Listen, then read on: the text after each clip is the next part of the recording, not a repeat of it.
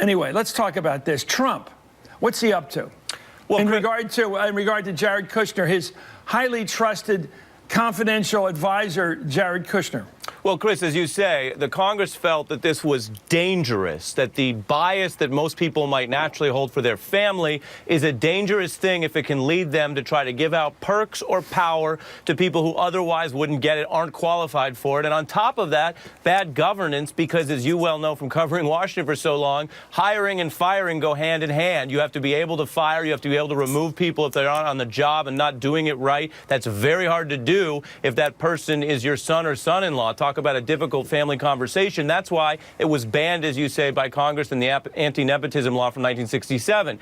Second, Chris, you mentioned the Constitution and the spirit here. This is something our founders were well aware of. They were worried about it. They set age minimums for the Senate and the presidency under the Constitution, never to be changed, precisely because they were so worried about the hereditary habit from kings trying to just roll their own family members in. Their view was you had to get old enough, build your own record, and then win it fair and square with the voters if you wanted to. So all of this, I think, flies in the face, as you say, of the spirit of the federal laws that are on the books, of the constitutional system. The Trump administration in the transition format, as we're seeing it, seems to think that the family business can just roll right over into government.